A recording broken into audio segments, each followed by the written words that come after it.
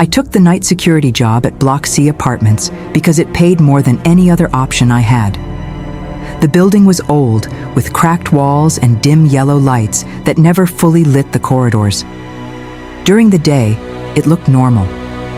At night, it felt like the building was holding its breath. On my first day, the supervisor handed me the keys and said something strange. "Never respond to noises from flat 307. I laughed nervously.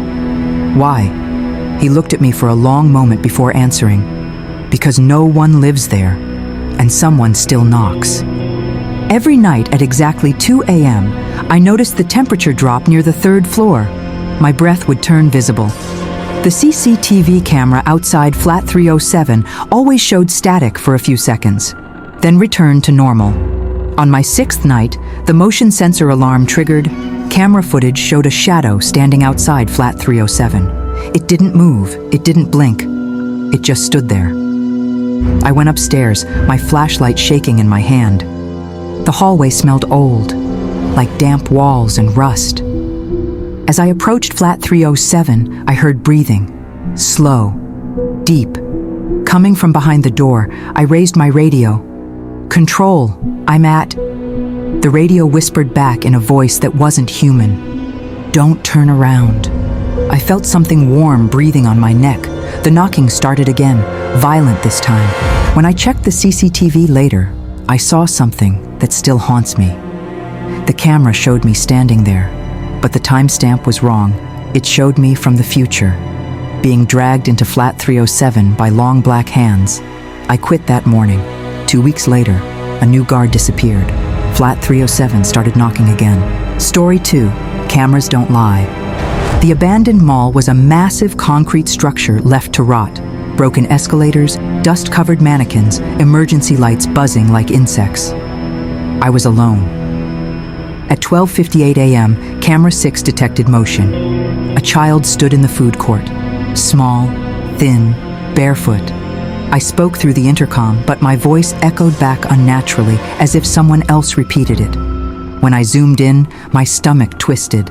The child had no face, just smooth, pale skin. Camera 6 went dark. Then, camera 5 activated. The child was closer. Camera 4, closer. Each time, the movement was impossible, like it teleported. My door slowly creaked open. All monitors suddenly showed the same image, the child standing behind my chair. I turned around. Nothing, but the screen showed its head tilting, learning. The lights went out. In the darkness, I heard breathing that wasn't mine. The next morning, police found the security room empty. The only footage left showed me smiling at the screen, as if someone else was wearing my face. Every hospital has a place no one wants to go. Ours was the basement, old surgical tools, rusted beds, wheelchairs stacked like graves. During my first week, guards warned me. If you hear crying, wear headphones and walk away. One night at 3:03 a.m., the intercom crackled. I'm still alive. My name followed. I went down anyway. The basement lights flickered violently. The crying led me to a corner where a single hospital bed stood under a flickering bulb. I looked underneath. A woman lay there, her eyes stitched shut with black thread. Blood dried down her cheeks. Her fingers bent the wrong way. She grabbed my ankle. "You promised you'd come back," she whispered. I screamed and ran upstairs. Later, hospital records revealed illegal experiments performed decades ago. The patients who died were listed as transferred, but their bodies were never found. At 3:03 a.m. every night, the intercom still calls names. When my name was removed from the duty roster, the crying stopped for someone else. For me. Worked as a night security guard in a newly built corporate tower. During the day it was crowded, but at night the building felt hollow, like it was unfinished. My duty started at 11 p.m. and ended at 6 a.m. I was told to stay inside the control room and monitor the cameras after completing one full round. The control room door could only be locked from the inside.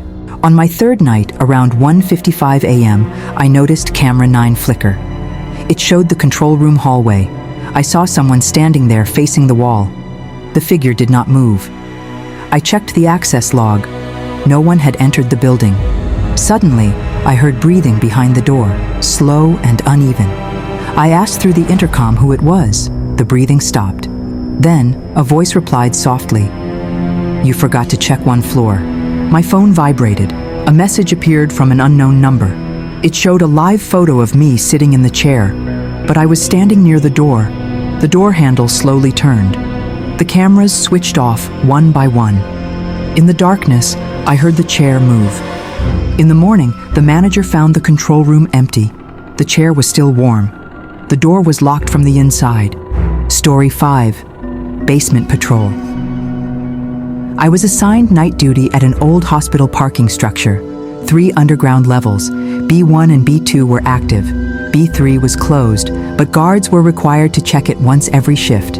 Everyone hated that level. The lights barely worked, and sound echoed strangely. At 3:10 a.m., I reached B3. The air felt heavy, and my footsteps sounded delayed, as if someone else was walking after me. I heard a car door slam.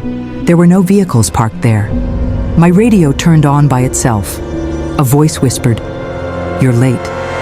I followed the sound and saw a man standing near the wall. He wore a security uniform just like mine. When he turned around, his face was bruised and pale. He smiled and said, "I've been waiting." The lights went out. I ran upstairs without looking back. Later, CCTV footage showed 2 guards entering B3 that night. Only one came back. Story 6. The Visitor Log. I was hired as a night security guard for a government records building located far from the city. The place stored old files, sealed evidence boxes, and records no one accessed anymore. The building was silent after 8 p.m., and my shift ran from 10 p.m. to 6 a.m. Before leaving on my first night, the supervisor gave me a strict rule. Every visitor must be written in the logbook, even staff. He paused and added, "If someone refuses to give a name, do not let them in." The visitor logbook was old, its pages yellow and brittle. Each page had dates going back decades. Most nights, the log stayed empty. On my 4th night, at exactly 1:12 a.m., the front desk bell rang. I checked the camera. A man stood at the entrance, tall, wearing outdated formal clothes. His face was unclear, as if the camera could not focus on it. I opened the glass window slightly and asked his name. He smiled and said, "You already have it." I checked the logbook. A fresh line appeared by itself. My handwriting, my pen. A name written slowly, letter by letter, as if it had just been finished. The name was mine. I looked up. The man was now inside the lobby. The entrance door was still locked. He walked past the cameras without appearing on the screens. Each light flickered as he passed under it. "You missed my exit time," he said calmly. I flipped through the logbook in panic. Every page showed guards who once worked here. Next to many names was a final note written in red ink. "Did not leave." The man stopped in front of me. His face became clear. It was tired, pale, and familiar. It was older. It was me. He reached for the logbook. "Write the time," he whispered. I ran. I didn't stop until morning. When I returned with management, they found the desk empty. The logbook was open. A new entry was added under my name. Entry time, 1:12 a.m. exit time. They never called me back. The building still hires night guards. The logbook is getting thicker,